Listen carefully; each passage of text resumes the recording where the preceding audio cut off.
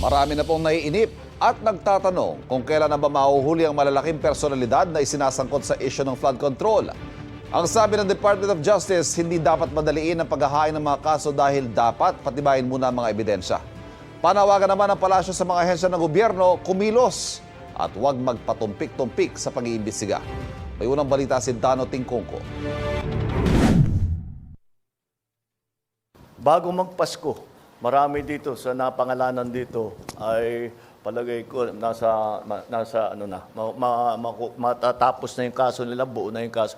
Makukulong na sila. Wala silang Merry Christmas. Kasunod ng pangako ni Pangulong Bongbong Marcos na may makukulong ng sangkot sa kinurakot na flood control projects bago magpasko, umapela ngayon ng Malacanang sa mga kinauukulang ahensya na huwag magpatumpik-tumpik. Dapat mabilis ang pag-aksyon.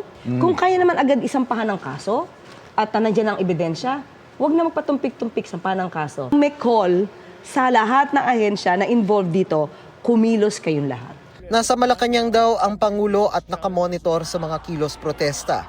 Nakikinig daw ang Pangulo sa mga panawagan pati sa mga punang mabagal umano ang usad ng investigasyon sa mga anomalya.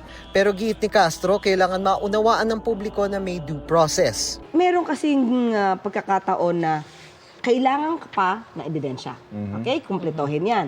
Yung mga nasampahan na kaso, it means sa mata ng ombudsman, kumpleto na to. Kaya isinampa na to.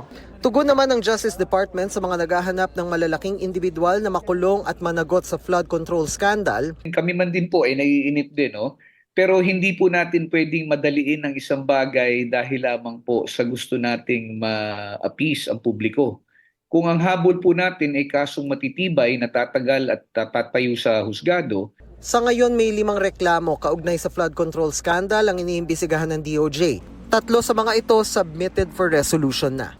Ito ang unang balita, Dano Tingkongko para sa GMA Integrated News.